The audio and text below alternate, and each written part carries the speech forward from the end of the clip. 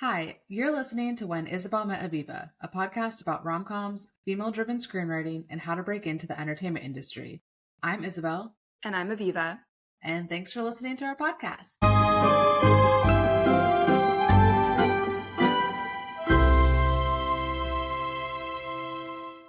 Yeah, okay. So the first topic that we need to address on this show is the lies of that streamers are marketing to us. Yeah, okay. So my Oxford year on Netflix it's not a rom-com, but a lot of people were like thinking it might be. It's a romdram, I would say. And so we both seen it. There will be spoilers in this section, so please skip over. I didn't watch all of it. Oh. I couldn't. It was so bad. I'm sorry. It was The acting was bad. Yeah. The story was stupid. It was so stupid. But it also just felt so fake. Like nothing bothers me more than watching something that feels like you can tell that they're acting. You can tell it's a fake world, yes. It just all felt so fake in that sense to me. I hope people understand what I mean. No, I know. It's inauthentic. Yeah. It's like, okay, this is what it felt like. The script felt like, the story felt like someone, like an intern was assigned to research England. Yeah. Oh my gosh, yeah. And was like, okay, we need to hit the 10 most stereotypical references. That's what it felt like. And they're like, add more slang words that probably British people don't really say very often, bollocks and but also her bloody. Even being a poet, studying poetry. I feel like the person who wrote this, did they not know what someone who studies poetry does? And you know what I mean? I will say it's been fun. I've also ranted to two of my friends who also saw it in a group chat, and it's been really fun to hate it together. Yeah. I will say that it brings us closer, but it was just insufferable. It was okay. I thought of something that I feel like explains how I felt about the whole movie. Is the very opening, not the opening, it's when she gets to Oxford and she walks into her dorm, and then she walks in and then she sits very slowly on the edge, and it's the whole way that the actress walks in. Yeah, I love all the jokes about how her hair is too perfectly straight. Too perfect. That was also just a random little annoying thing, I felt the same way. It was the way. I do feel like she just isn't a good actress. She was just super stiff. It was it felt like you could literally hear the director be like, okay, wait, what did they say? Action. You know what I mean? I'm talking crap about this movie, and I'm what does the director say? No, I know what you mean. It felt like you knew it was a movie. You knew she was acting. You weren't in the world of it almost felt like we were literally watching the director's action, and then she walks, and then she goes, and she sits, and she looks out the window, and then she goes, oh, and then I was when did you ever walk into a room and you just I don't know. I don't even know how you can make your body even be that stiff to just go and sit at a window and stare at it with your head tilted slightly. Mm-hmm. I was just that took me out of it, because I was wait, this feels am I watching a play? Am I watching, I was triggered within the first 30 seconds. Even before that, I was triggered because you see her packing, and nobody packs like that. This is so upsetting. I know, it's such simple little things, but that is what I find so infuriating about it, where I'm who are, I don't know, that's the director's job, right? To be or the set design and the art department. But it triggered me so much. It's I get they were trying to see show that she's very obsessive and has to have things perfect. But I still she felt like a robot. I was just gonna say, she's so robotic. It's she's just I was no, I can't relate to her. And the only reason we were supposed to relate to her, I mean, was there any detail? Because she felt again, that ChatGPT generated her, where she's I like books, I like learning. Yeah, she's I love poetry, but I have a financial job that is going to pay me tons of money, but my dream and passion is poetry. That also didn't make sense to me, the way they even said it in also I feel like we're always constantly told not to like, oh my God, my brain is. No, it's So okay. I'm like in the middle of working and I'm also in the middle of packing for an international No, trip. thank you for So being here. I just want to say, because I'm like, what is the word for No, it's okay. when you write what the actors are doing? Oh, like, you mean screen directions? No, No, wait, you mean like exposition? yeah, like not using exposition. Yeah, no. There was no like show, don't tell. It was all just tell. Yes, it was just all tell for the first like 20 minutes. Okay, and then the biggest plot hole that just made me so mad, I mean, there were so many things that made me mad, is, okay, so if you guys don't know what we're talking about, just watch the trailer, by the way, but basically the premise is this American girl who loves poetry, goes to Oxford because it's her dream for 1 year to study poetry, and she falls in love with her poetry professor. Okay, if this were actually in the real world, the school would not be okay with this professor having this like huge public romance with his student. It's so unethical. I was so mad in that when I was like trying to figure out, okay, where is this gonna go? But I was also like, the whole fish and chip scene was so painfully awkward. Like the way she just was like sitting there, and then like even like the way they talked, I'm like, there's no chemistry here. Like, what am I watching? Like, and the thing is, I have seen, okay, you saw the life list with her in it. Did you see that one? I didn't see it, but my sister saw it. That was actually bearable. That was not bad. I thought that one was pretty good. So I think she could do a little better. And then the guy, I don't know his name, but he was in the Bridgerton prequel, and he's a great actor. At least he was good in that. So I didn't think his acting was as bad as hers. Yeah. And it was just a bad script, so there really wasn't much to play with. But oh, and the friends pissed me off. The fact that she didn't know about basic foods like kebabs. Oh yeah, that was so funny. Like, she's supposed to live in New York, right? But I hate too how it all happened so fast with it's just like the friends. It's just like, oh, random person in my class. I think we're best friends now. Or like what? I was so confused when she showed up to the apartment. I still don't know. Does she live with that guy, or was she like? You mean her roommate, the guy who was like, "You have ugly shoes"? That guy? Okay, so he does live with her. I think, but they didn't make it very clear. Him as her neighbor. I don't really know. I was so confused about that whole interaction. He was the stereotypical gay best friend. I was like, come on, give us a little nuance here. And then, and like, I'm sorry, like her only personality was like, I'm from New York. Like, she didn't have a personality. And it's just, there are so many things to say about it. But you sent me a really funny review. We can like link it in the show notes, like on Instagram. Gosh, I love that guy. That guy's real review was so spot on. Because I was just laughing too, because the moment when I started to check out was like, as soon as he started like getting sick and like going to his like things, I was just like, this movie I just like did not have my attention like at all during it. Yes. But so then I kind of like I was like, okay, I'm going to pause real quick. And then I like read a little bit on Reddit and then I saw what happened and I was just like, no. Like, I commend your just like initiative to stop. It also touched on another pet peeve of mine. I've seen this in other cliche, like, illness films.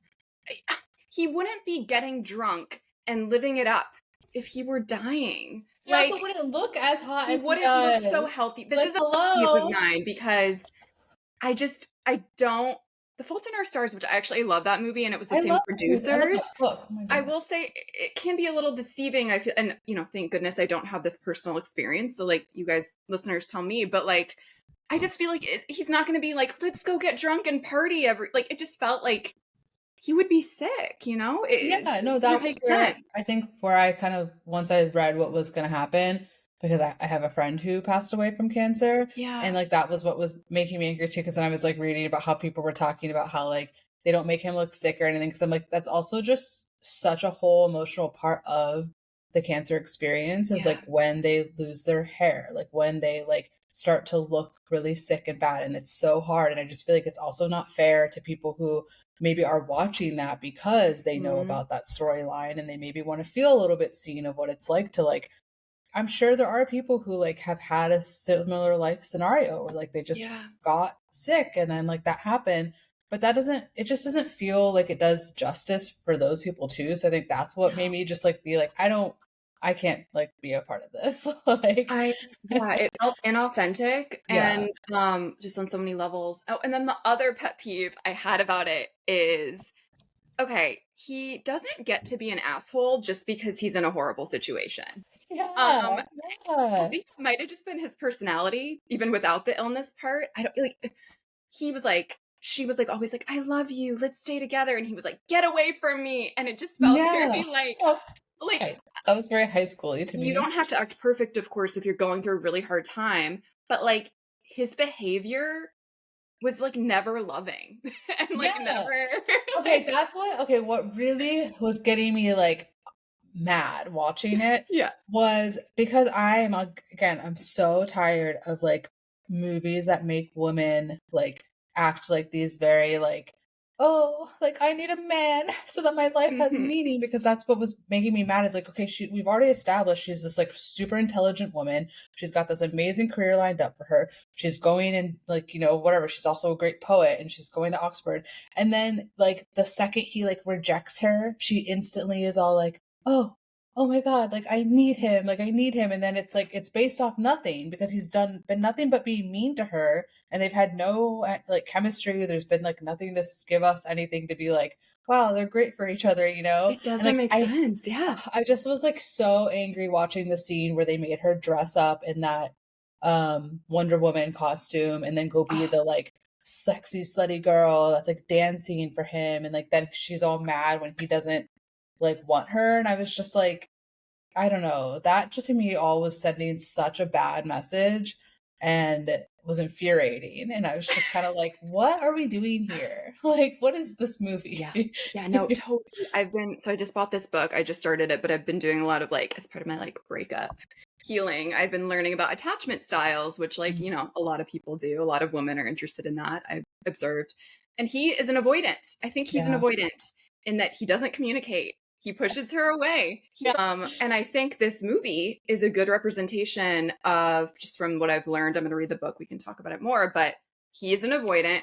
Her anxious attachment style is coming out because he's Mm. pushing her away. Because like avoidance and anxious attachments are like What the point of the magnets. movie was. Yeah.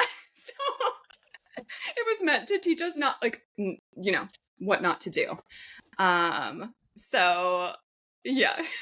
Yeah, I think what I'm just mad too, because my sister and I were talking about, we were so excited when we first like heard about it, and I was so excited to like have my nice weekend, and I was like, oh, I'm just gonna stay in and watch my Oxford here. I'm so excited because I Mm-hmm. thought it was gonna be more Emily in Paris vibes, because at least Emily in Yes. Paris gives you like that like confident woman who's kind of just like going after it, and and not like, I feel like even though there is the romance stuff of it, she's never like putting herself down or like putting herself so like um I don't know, putting everything on hold for like the guy. It's like she's also Yeah. there for her career, and like it also gives you all that like wanderlust um of Paris, and I don't know, I just feel like I thought it was going to be more that vibe set in Mm-hmm. England, and I was like so here for that, and then it just makes me sad, because it just feels like it's another example of like people making a quick movie just to like, yeah, get, I mean, I guess it was successful because we're all talking about it, so that's almost what makes me mad about it too, because it's like True. now they're going to keep making stuff like that because they see that like it gets us making reels on Instagram about it, recording podcasts about it, Do you like think they talking made about it it bad online. on purpose to trigger us? Maybe they To like hate did. watch? I mean, I'm I sure, they Yeah, want us to just like, be be like, like dumb consumers that yeah, just but it has been done like this trope. I love yeah, like you're saying, Emily in Paris. Another example that I think does a good job is The Prince and Me. Like I grew up with that film, yeah, and she ultimately does not choose him. I mean, they end up together at the end, but she says, "No, I can't yeah. ditch my medical career and my schooling for you. I'm going back to school, or I'm going home." And then Mhm. he eventually, the ending scene I love, and he's like, Yeah. I'll wait for you, like whatever you want to do, if you want to And they travel. change each other, like you Yeah. see like the effect they had on each other in that movie. Yeah, no, I'm with you. And there, even What a Girl Wants is super stereotypical. Yeah. Super stereotypical. But I will say, I mean, maybe because I grew up with it. And if I were judging it now with like fresh eyes, I'd think differently. But it felt it's a good story, I think. And it kind of understands that it's leaning into the stereotypes because, like, yeah, like American women generally love British accents. We love the idea of a man with like a fancy estate and like going home to meet his family there, that kind of thing. So Yeah, I know. I think too, it's like I do love the, like, I guess, consensus on the internet about how like she was too like stiff and straight Mhm. haired, because I do feel like it's also part of that like aesthetic, right? I think we've talked about this before, Yeah. like that aesthetic of some of these big movies, especially the rom-coms, that it just feels like they are just doing these just for the like picture perfect like looks of everything, and it also just kind of takes away from like the heart of the movie. I agree. We need to transition away from this in a second, but I will say I like hot mess protagonists and rom-coms. I like when they're a Yeah, little bit same. messy visually and character-wise. Yeah. Like I want them to have frizzy hair in the rain. Like I want them to like do awkward things that make us feel less alone and less like imperfect, Yeah. Like the aesthetics really bother me too. She's beautiful. They're beautiful in the movie, Yeah. but like maybe she should be like messy, So, Yeah. but anyway, I could rant about this for a long time, but yeah, everyone let us know what you That felt good to think. get out. It did. It felt therapeutic. I feel like I've been holding that in for a week since I saw it. So we were Yeah. going to have an interview today, but unfortunately we had some technical difficulties, so it didn't happen. So we're gonna have to reschedule that. And we've already talked about my Oxford year. Honestly, I don't really know if there's that much more to say about it. Yeah, I know. We can move on from that. We can move I don't want to on. waste any more time on that. Yeah. What we that can movie. talk about, where's my list of stuff? Oh, here's my list. Okay. I feel like we should do the rest of the LA recap because I felt kind of rushed Right, yeah. when we were recapping for which up that was for Leslie's episode, for the one that will be out in the world at this point. We did like an intro, right, about Yeah. what we experienced together. But there were some things we omitted due to time. And we did see Zac Efron's star. That was an important. I was like, we saw Zac Efron. We saw Zac Efron. That would have been. But do you remember? I'm very much into like it's all a sign vibes lately. But when we were at May's comedy show, the like That people was in very front of what us. was going on in the air that It night, was right? weird. Because that happened, and then your question was the first question. They drew my question about how to get over heartbreak, and then wait, did we tell people? Wait, so we went and saw Mae Martin do stand-up comedy at Largo in West Hollywood, and this was all on the same day, right? Because like that day we went to Zac Efron's Star. We took a little pic. Yes, yeah. And then that evening was when we went and saw May's stand-up. But I also think, I can't remember the name of the bar that's next to Largo. But remember, we thought it was like the psychic or the tarot card reader. I don't even know what that bar was called, but right next to the theater, and it was like it felt like going into a speakeasy or something. Like it had a secret door. We were like a little hesitant to go in because we thought we were going to walk into like a psychic's room. Which again, I'm kind of at that point where I would see a psychic now. If we just walked into a psychic, I'd be like, cool, let's do it. But we were specifically looking for drinks. And I don't drink alcohol, but I was so excited to see like non-alcoholic drinks on the menu that were actually not just like Sprite. So you had like a fancy mocktail. You had such an LA trip. Drinking mocktails before a comedy show in West Hollywood. Oh, so good. So I got this like ginger, honey, mint. It had like apple cider vinegar, very good for the gut. And it was really good. But it's just so unusual to like find things that I can drink without sugar that don't make me feel like sicker. It's very hard to find in Seattle, but in LA, like I could just have mocktails all day. Like you can walk in at most places in LA and find something. I agree. And you got like a matcha. Was yours a matcha drink? It was a matcha martini. So it was cool. good. I feel like matcha is very hot right now. I feel like there's a lot of matcha themed things going on lately. All over LA. Not as much here, although I think the craze has spread everywhere. But matcha is my favorite beverage. So I liked seeing like matcha lattes. Yeah. Like at La La Land. Have you ever been to La La Land Cafe? I've never been to La La Land, no. Okay, but it's in Santa Monica, so you should go. Well, it's always, I'm gonna, whenever people ask me for like coffee shop recommendations, I'm like, I live here, so like I make coffee at home. Right. No, it's and when I do go get coffee, I go to the place like down the street from me. So I'm like, totally. Yeah, I guess I don't really know too many coffee shops. It was actually, on, in Santa Monica. I think it was on Montana, like next to the Whole Foods. Yeah, that's also like it's a little far, but anyway. Definitely. I see it, though. Yeah, like I recommend it if you just want like a really bougie matcha experience. I loved it there. But anyway, we're going kind of all over the place. But when we were so we saw Zac Efron's Star, and then we went to this comedy show, and the people in front of us were like looking at a picture of Zac Efron on his phone, like, looking him up. It was so weird. Random. Like I know he's a famous actor, but like we were like looking over the people's shoulder, and we were trying to figure out like, why are they Googling him? Like, is he here? Like, why did they just suddenly feel the need to Google Zac Efron when we walked in and sat behind them? It felt like a sign. It felt serendipitous. But yeah, seeing his star was really fun. It was a really quick stop, so we didn't really see the other stars, although I have seen them in my life. Have you seen the other stars, like walked around? Oh, I mean, I like walk around there all the time. Yeah.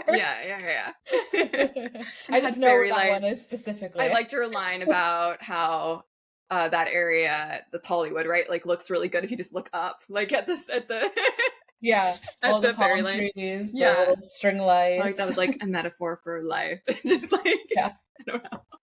But then the other serendipitous thing that happened was that so May has been doing this thing at their comedy shows where they do like I feel like they're like testing out their improv skills. Yeah. And so there was like a question basket that was like ask a question like for them to like improv off of in the show. And Aviva was all like excited and was like, I'm gonna ask a question. She like wrote down her question. And then it was the first question. That was It felt like a sign, like we were meant to be there. Yeah. I also thought this theater was really cool because, there were framed pictures, I assume, of people who have performed there. Mm-hmm. And it had a bunch of like Conan pictures and other famous people. And Conan's one of my favorite like comedians and, like talk show guys. So yeah, I just loved like being in that energy of just seeing people. I love improv. I love stand up. But I don't know, it's so cool. Like LA is just so like Seattle could never. Like I couldn't just like pop into an improv place and see like a framed photo of Conan on their wall. Like it's just cool. I was reflecting on that actually when we were there, how something I really love about LA, just to like, I feel like I always want to give people the like, LA is not as bad as people make it seem, because something that is really fun about living here, because I've seen May do comedy like a couple times this summer now.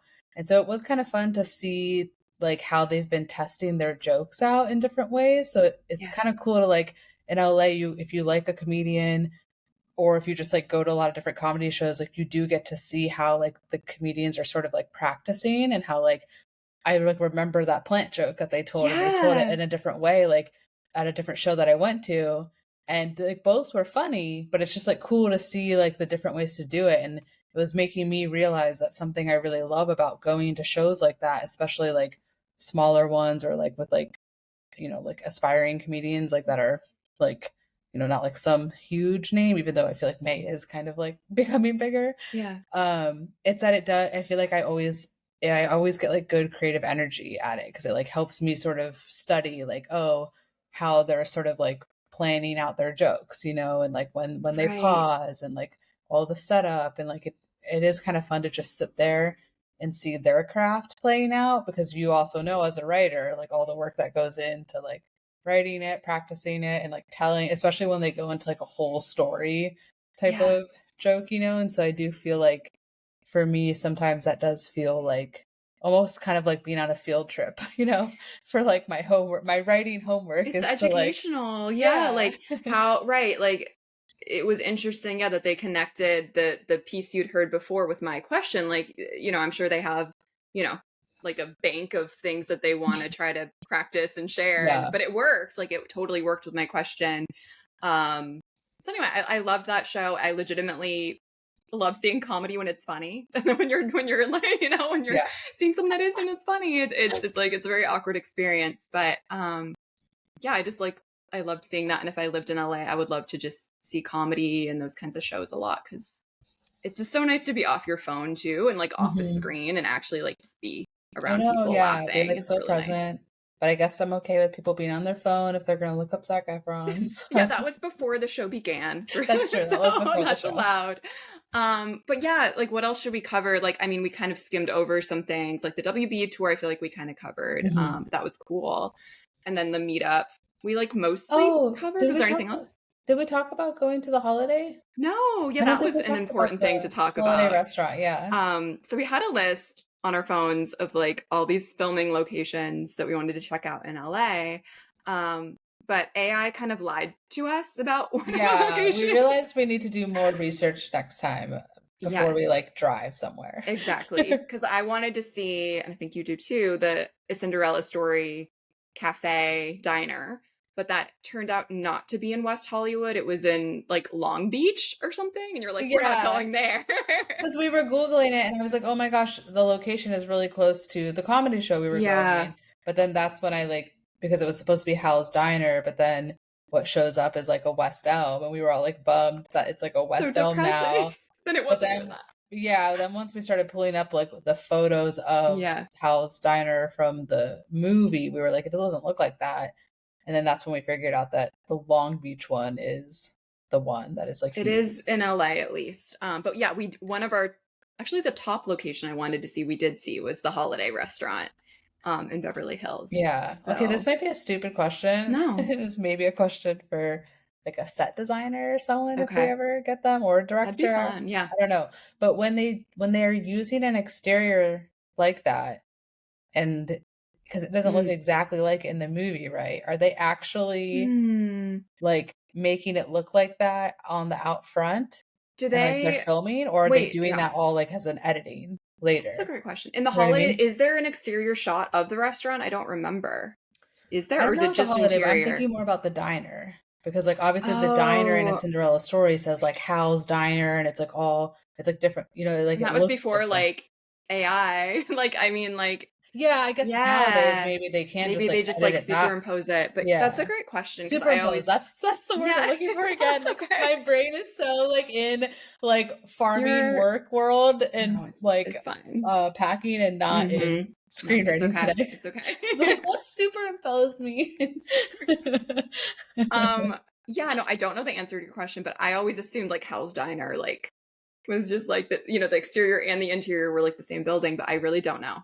So, yeah, I know that they aren't always like what they're showing you as the exterior is not the same as the interior. Of course. I'm just wondering if like when they're taking the shots of the outside, are they actually dressing the building to make it look like Hal's Diner, or is that getting? Yeah, I don't know. Is that edited? I don't know. I don't know how that works. And I really don't know. But we will figure it out. We will get you your answer. But yeah, so we went to the Holiday Restaurant because I feel like this is like a peak rom-com scene. The Holiday is just like a great rom-com, one of my favorites that I associate with LA because it's very LA and England focused.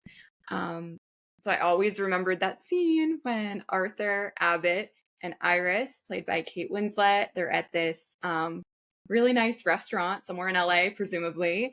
And Arthur is like, you need to be the leading lady in your life and not the best friend character. And she's like, whoa, I've been going to therapy for 3 years and I've never like thought about my life that way. And you're so right. So, so yeah, we decided to go to the restaurant, but we didn't really want to eat there. So we just drove to Beverly Hills. It's like right off Rodeo Drive. What's it called again? The Grill on the Alley. Yeah. And we just like popped in, and it was between lunch and dinner, so no one was eating, and we were just like, we want to be in here for 5 seconds to take a picture, and they were like, oh, of course, and they let us. Yeah, they were so nice. They were so nice. I have to say, whoever the like location scout was for like choosing that for the movie did such a good job, because I do feel like right when I walked in there, I felt like, oh, this is that restaurant from the Holiday. You know, like I feel like you felt like the essence of like that scene, and just like his character too. You know, like it makes sense that his character would eat there. So yes, and if you look up the like history of the restaurant, I don't know how old it is, but it is apparently a very famous spot for agents, and like people like Spielberg have been there. Like there's been a lot of celebrity activity in that I could restaurant in see that as like an particular. old Hollywood type of like, just like, Yeah, yeah, I mean, it's a really nice vibe. Like, I it was definitely want to beautiful. go there with my parents next I time would they're in eat there. town. Like I think it's probably pretty pricey, but you know, like I don't think it's like insane. Like you could have a really nice meal there. Mhm. So yeah, we were there for like 4 minutes, but we took footage and it's on our Instagram if you want to see the little reel about us going. But Yeah, no, that was yeah, such a cute reel, and Nancy Myers yeah, liked it. Nancy Myers, like that felt like a little cherry on top of like literally a great trip for me, like just like the best trip ever. Yeah. So yeah, so that was really fun. And then what else have we not talked about Did we on talk the about our trip? podcast meetup? We did, right? We We talked did about a how we met little. I mean, we everyone. can Yeah. talk more. You know, we had 3 people come. It was really lovely. Like, I would love to do more meetups with you in the future because I think it was just like such a good energy. I know. I love the idea too of doing meetups with like inviting anyone to want to come to it, Yeah. or like, I mean, I guess that space was kind of perfect for the amount of people we had at the end of Right. when it started to get busy, but it was also thinking too that when I come to see, I'll probably come to Seattle sometime next year to see my Yeah. brother, so we could also like plan something in Seattle, so like I whenever would one of us love comes to that. visit, we should Let's just like do it. plan a Let's do little it. pod meetup. That'd be so cute. I'm trying to think who we've interviewed well, we definitely have. Yeah, no, I there thought are we've some interviewed a lot of people who live in the in the Seattle Seattle area. area. Yeah. Okay, we're doing it. I love that idea. Yeah. I'll brainstorm like a rom-com equivalent cafe or location that we can meet up at if you have any ideas too. Um Oh, yeah. what would be so great is Oh, that what? have you ever been to Volunteer Park Cafe? I've been to Oh, Volunteer Park, but I don't know about is there a I cafe don't know in if the it's still park? open. It The was one like near the like it's near green Volunteer Park, but it's like down the street from it, but I don't know if mm, they have just like a really nice long table in the middle, but I okay. feel like you'd have to like rent out the space now that I think Yeah, about it we'll 'cause it's kind of research. We'll small. find something. But no, I love that idea of more meetups because I just feel like kind of what we are creating. Like when we started, I didn't even think of like what we were doing as like a community, but we are really like trying to build like a community of writers and creatives and just people who love rom-coms that like want higher quality and also just like love the genre. Like I don't know, Yeah. it's just really nice. I know, I agree. I think like more it was I because I did feel like I left that meeting just like feeling yeah, like that like sense of inspiration, like kind of what I'm Yeah. getting at when I say like when I go see like stand up and like I get to watch people perform and like work Hmm. on their craft. It's like I also feel that when I hang out with like other writers and we could just like talk about movies, talk Totally. about our careers and like and it does also feel really nice it being all women. So nice. I don't I don't always want to sound like I like hate men, No, we don't. but We promise. no, I'm just like, but it really is just like there is something different to having just like that really supportive feminine energy that Yeah. I don't know. It's really nice. I really feel like we can all like it's gonna sound cliche, but like I don't really feel like we're competing. Like we're all just trying to Mhm. like Yeah. boost each other. Like I really don't feel this competitive energy. Of course, with you or with anyone I we know. interact Yeah. with, That's it how I feels feel very much too. like how can I help you and vice versa, and kind of like lift us all up. You know? Yeah, and that's what community is. Yeah. You're not supposed to compete with your No, it's not like neighbors, your friends, your family. Like you lift each yeah. other up and you I help each other out how agree, you can because we and all want each yeah. other to succeed. We truly do because we need more rom-coms from Yeah. like a diverse group of women, please. Yeah, I and I just can't think promise it's I'm yeah, gonna love everyone's rom-com, but I would love but to it's see them be exactly, made. exactly. And yeah, and like I think we said in the last intro, like yeah, it's just so cool also just to hear from 3 women who've all gotten their projects I made know, in different yeah. ways, and that Mm. energy is just so inspiring and fun to be around. Yeah. And it was just nice to also just be more casual with our guests because sometimes I find, especially if we don't know our guests very well, which is usually like it's just like kind of hard to get to that level of like friendship and like intimacy that quickly. But like when you're having coffee with someone, it's like so I much more know, it's so much more comfortable. chill too, Yeah, yeah. it's not like a job interview. Yeah. So um yeah, so I thought that was like just such a lovely morning. And what else did we not cover? But yeah, just the trip over. Oh, this wasn't with you, but I did go to like another meeting as well, like the day I left. Yeah, I was going to ask if you want to share anything about the producer meeting you had. So I had a producer meeting. So I like kind of had 2 meetings on this trip, but the first one was like I talked about before was like we weren't discussing new work. We were just like meeting for the first time. I met my producer Karen, which was so amazing. But anyway, this one I met a different Hallmark producer. She makes stuff for Hallmark, and we had like a general Zoom like a month previously, and then I happened like she wrote back to me and we were gonna like Zoom again, and then I was like, wait, I'm coming to LA, would you just like want to get coffee? And it worked out, which was I didn't expect, because like people like that are really busy. Yeah. And it was kind of last minute, so we went to this like really, have you ever been to Alana's? It's like Alana's coffee roast. I don't know the name. And it felt very LA. Like there's a little courtyard and people were like typing on their laptops, maybe working on screenplays, I don't know. And yeah, it went really well. Like, I mean, nothing to like report, but it was just like really nice to meet. There's just such a difference when you're like getting coffee with someone versus Zooming with them. It's just so much better. Wait, can you tell us how you met her? Yeah. And, like, walk us through how you like. I think I'm just not going to name the person yet, but Yeah. Carly, a previous guest who we love, Carly Smale, she just set me up with this producer that she'd worked with before. And I was like, you guys should meet. Aviva loves rom-coms and is like trying to break in. So that was really nice of Carly. That's so sweet, yeah. Yeah. So that's how we connected. And wait, but when you connected with her through like email, did you like send her some scripts to read? Or, yeah, like, I sent her did she significant ask to read something? I sent her a sample. So Significant Mothers, one I've talked about before.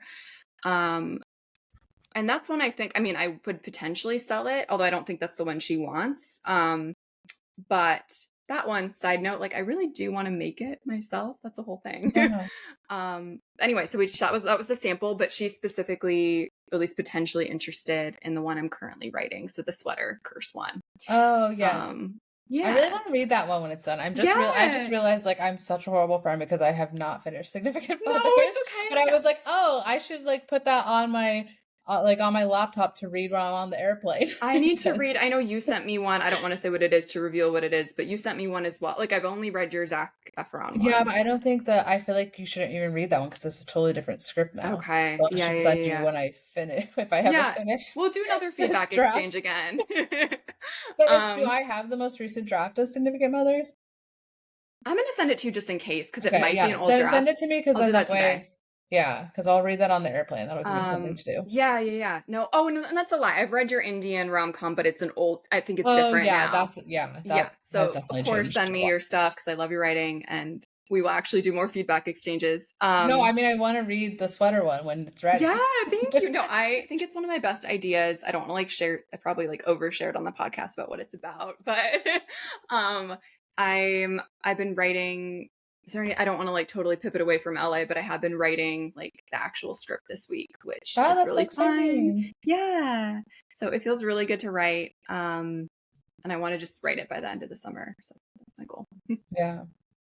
I'm so excited. And that's the script that you're doing in Diane Drake's class, right? Yeah, that class wrapped up. But it was only 4 weeks. So that I kind of like, like distilled the outline during that time and like thought about theme. And all the stuff like character arcs, and then I'm on page 9 now of the actual. Like it felt really good to finally open final draft because it had been so many months since I'd actually written. But yeah, so I will definitely send that to you. I think it's been really fun. And then I feel like I have a lot of things to say, but I did potentially meet. We'll see what happens. Like I got coffee last week. What day is it? Yeah, last week after LA.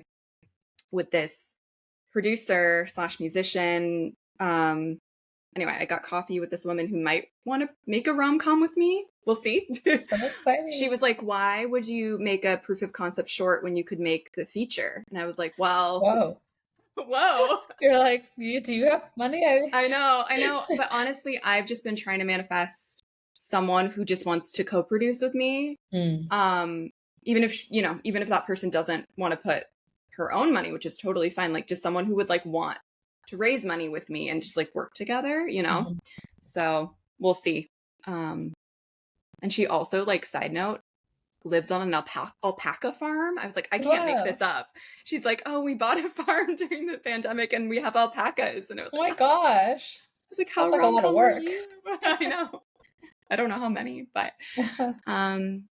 so yeah. But about LA, I'm really glad we got to do this recap. Like, it was really good. We went to Manhattan Beach, where Zac Efron is from, right? Where I think he lives. Okay. I don't know if that's true, but I think his brother lives there. So maybe he like lives with his brother. I don't know. I wish we would have seen them. Oh, and then the other very LA thing. Okay, but do you think? Okay. Wait, no, you tell me. Wait. No, I was just gonna say though, like stuff like that always makes me laugh because I'm just like, do you think you would actually notice them? Like if you were just like sitting at Manhattan Beach and you just like looked around, like I don't know. I just feel like they could have been there. You know, there's how many shirtless guys are like hanging out on a beach. It was pretty busy. It was really busy. I don't know how people like notice them though. I mean, I guess if one person starts to notice them and then you see a crowd then it's of people, like, yeah. But I just can't imagine like when I'm walking around, I'm just like, I don't know. Everybody looks famous to me. Like, no, I felt that way too when I was in Beverly. This is a good segue. When I was in Beverly Hills, I went to Air One again, and I was eating my food like on Rodeo Drive or whatever, or near that area. And it like every time it's so packed, like I just kept thinking I would see celebrities because everyone kind of looked like a celebrity, but they were not. And that just like really like model-y looking people were just like walking by repeatedly. And then I texted you this when I was at Air One. This was like right before I was going home. There was a celebrity at Air One. I don't think you knew who she was, right? Emma Chamberlain. I know who Emma. Yeah, I just like I couldn't picture what she looked like. She's like a famous YouTuber. She has her own coffee brand, like matcha coffee brand. And then I know her more through, she does all the Met Gala interviews for the past few years, which I love watching. So she just like interviews celebrities on the red carpet a lot. Wait, this is not who I thought it was. Wait, look her up if you have a chance right now. She has like millions of subscribers on YouTube. And then now she's kind of a she is a celebrity. She has really short hair now, like short blonde hair. Oh. But she used to have brown, longer hair. This is not who I thought you were talking about. Oh, okay. I don't know. So it doesn't look familiar. I know. When you said like YouTube, I was like... You thought someone else. I was thinking of... Okay. I'll figure it out later. Okay. But yeah, that's not who I thought it was. So yeah, I don't know who this person is. But anyway. But you didn't not recognize her. Other people did? No, and then you recognized that's her? what happened. So this is like a segue with like, maybe if we saw Zach, we'd only realize it if like other people noticed first. Because I was just checking out. I was like getting a fork. And then I saw like the checkout area was like right there. And this like maybe like 10-year-old girl goes up to Emma Chamberlain, who I didn't notice yet, and was like, can I take a photo with you? And I look over and I'm like, oh, like who's trying to take a photo? And then it was this woman I recognized from the internet. Okay. And she seemed really nice. Like I was curious. Like, I mean, it'd be rude, right, if she was like, no, but like she was like, yes, of course. Like she was really sweet about it, which gave me a good energy. And they just took a really quick photo. And now looking back, I realized that when I was waiting to check out at Air One, this like group of women who were like, I don't know, in their 20s were also talking about, I guess they saw her in a different part of the grocery store. I could just tell they were like talking about someone, but I had no idea who they were talking about. And then it was her. So I don't know. That was like a cherry on top too, because I was like, oh, celebrity culture. I would never want that. Like that makes me so sad for those people. And that like, imagine you can't just like go to Air One and just like enjoy the presence of Air One. There are pros and cons, I'm sure. I mean, she was very respectful. It was like a little girl too, which is like cute, right? Like it wasn't like some creepy man asking for a photo. I don't know, but yeah. So that was really nice. I loved going to the beach with you. It was just like a really good trip. So I miss LA. I want to go back. Like, so what do you think? You're gonna move to LA now, or I think Seattle? Okay, I'm about not Seattle. I'm really over. I love Seattle, but it really feels like an old chapter.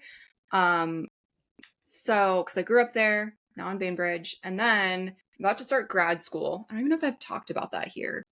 So I'm gonna be in the Seattle area for like the next year and a half. Are you gonna actually live? Oh no, you're gonna. No, I'm gonna commute because classes aren't that often. Right, yeah. But I will say, I for my grad school program, I can do 3 internships, which I really want to do. And I was like, what if I'm sure I've already told you this, Isabel, but I was like, what if I could just like find an internship at like Hello Sunshine and just go to LA for like 3 months to do that? Because that I would be think you like totally so should. Yeah. cool.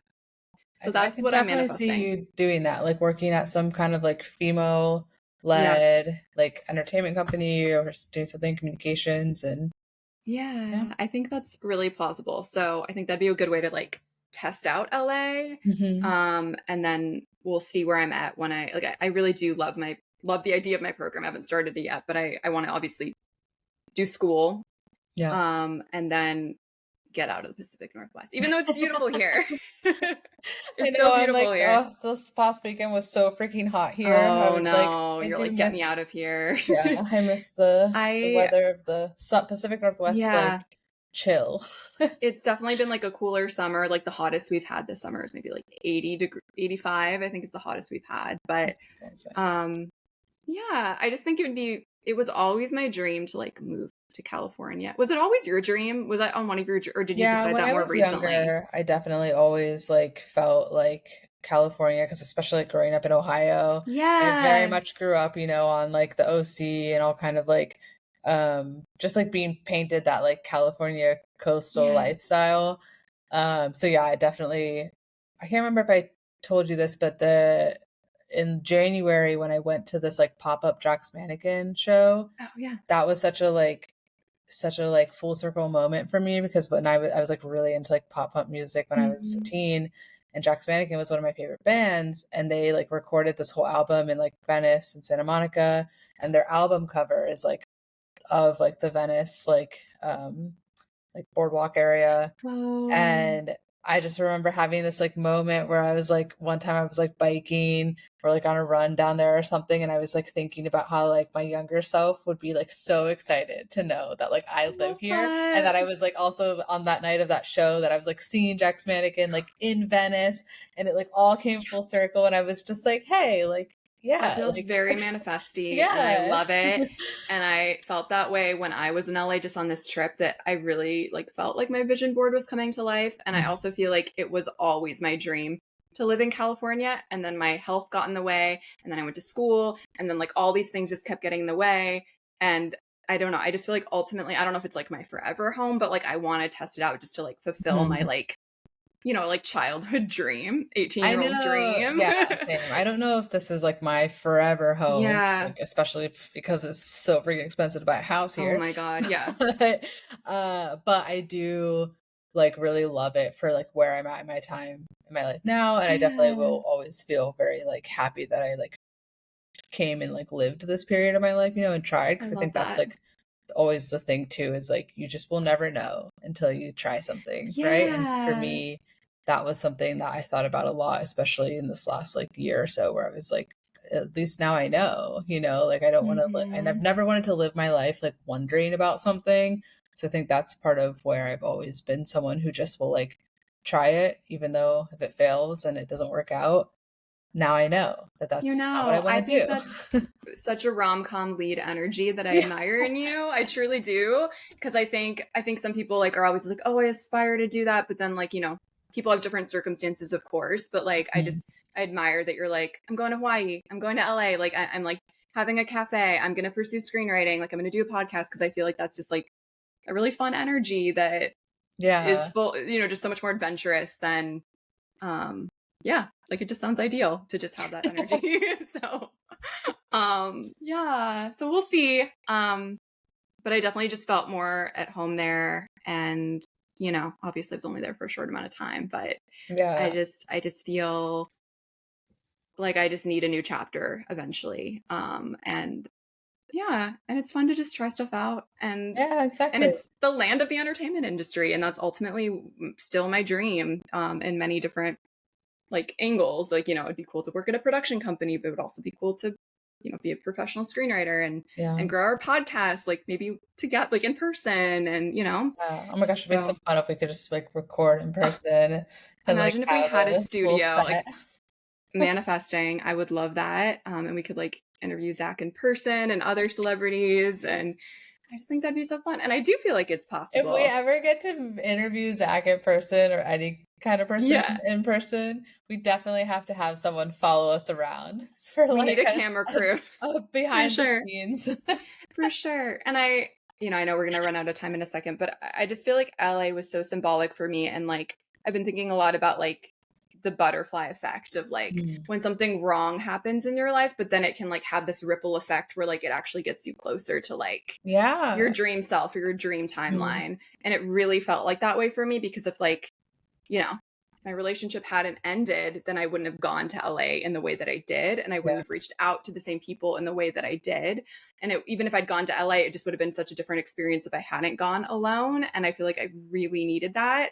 And I just was so grateful to be there. So I know I've really been feeling that energy a lot lately too. It's so interesting you say that because I'm kind of like reaching I'm at like 2.5 years now since my relationship ended. And I keep thinking about, again, this is like a rom-com lead's journey. I love it. What we want to see is like how much I've changed and grown over that time period. And it's like I do always think about like something my dad said to me that also feels like a rom-com scene where like he was like, you just seem so much happier and so much more like you since like, the breakup.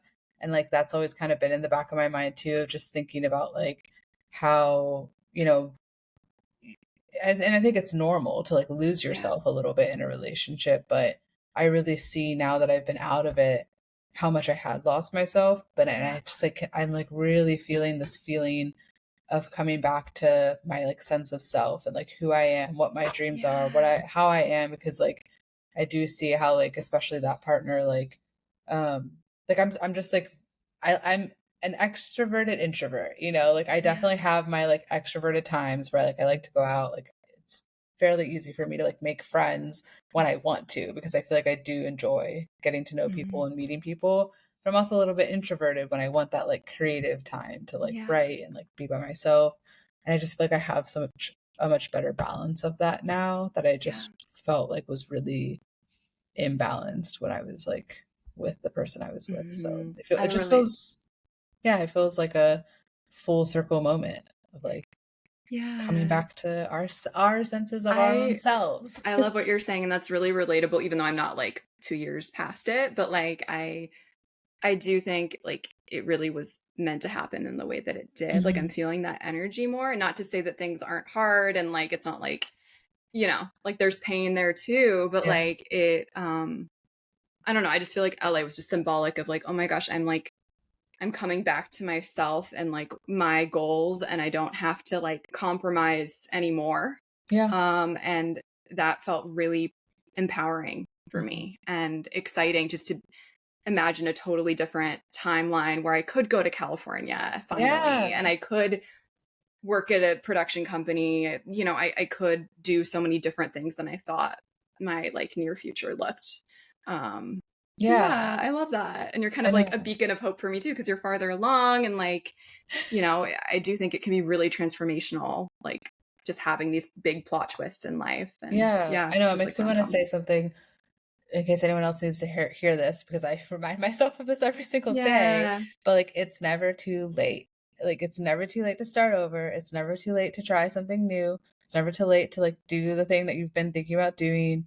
And I feel like we like, especially for women, society puts us like in our heads to think that like we're falling behind, it's too late, it's never going to happen, I'm too old, like, and like, or like I'm not interesting anymore, like they only want young people's stories. Like I don't know, I feel like everyone's on their own journey with it, and like it's always going to happen different, so like you can't compare to like anybody else. And like it kind of goes back to what we were saying earlier, that like what I love is that we have this like community, right, that like none of us are like competing with each other, because it's always going to be different for everybody. Like everyone has different circumstances, everybody has different skills, like everybody has different luck, like you never know.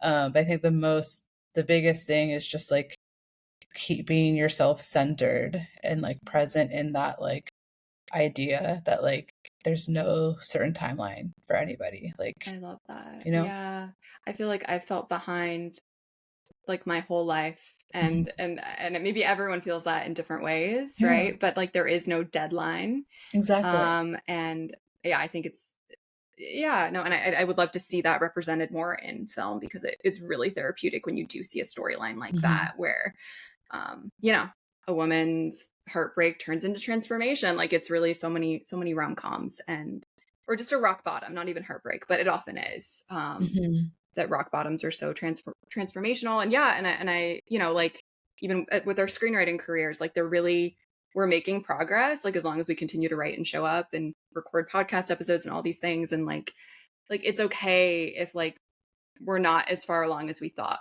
we'd be, like as long as you just don't stop, you know? So that's what I've been telling myself. I feel like I just had like a epiphany moment where I'm like, oh my gosh, Aviva, this is the problem with all the rom-coms, because they're written for characters that are set in their like mid to late 20s, but for an audience of our age, which is in our like, you know, early mid 30s. So we need to be writing the rom-coms that are like the character is actually in their 30s and like reinventing their lives, dealing with the like fallout, the burnout, all of the stuff that is like more relevant to us now, in the way that like I think why those early 2000 rom-coms worked so well for us is because it was like so relevant and relatable to like what we were experiencing at that time and age. And it's like, yeah, now I do want to see the rom-com of like the messy girl whose like relationship and life falls apart, but then she like suffers but like comes out of it stronger and like with like a different life that she didn't know she wanted. I love that. And those are the kind of movies I want to see, because it's not about it's about the romance partially, but it ultimately is not about getting the man in the movies that I love. It's like a cherry on top, but it's about the woman's transformation and the woman not getting what she, you know, it's cliche, not getting what she wanted. She thought she wanted, but she gets what she needed, which is a totally better dream timeline. Yeah. And I think so many of us who like grew up on those movies and are like now single or like not exactly living the like life that we thought we were like chasing or wanted. It's like that's what we're not seeing necessarily represented, because it's also always presented to us in this way of like, it's like the character is literally like 26 or 27 and then we're over here 10 years older being like, hey, like this makes me feel bad about myself because you're basically putting the character down for not having achieved those things at 25. Annoying. I mean, you probably have to go in a second, but like How to Lose a Guy in 10 Days. She's like 23. I love that movie. She's like 23. She's like, I have my dream job, my dream apartment. I'm just like, don't get me started. But no, I love that. The rom-com is deep. The rom-com is all about self-help and transforming your life. And I could talk about this for like 20 hours, but yeah. So the rom-com is deep. It's the hero's journey, and that's why we love it. And it's a high vibration genre, you know? What does horror teach you? I don't know. I don't know, but I can tell you one thing's for sure. When I'm on my 12-hour flight tomorrow, I am not going to be sitting down to like watch a horror movie. No, of course not. For comfort, you know? You want hope. Yeah. I'm really hopeful that there's a good selection of rom-coms or just like, I don't know. I do hope that I can see the Materialist on the airplane. That would actually be perfect. I would love to discuss that. And let us know what you watch and have a great, do you want to share with the pod where you're going, or I don't know. I'm going to India.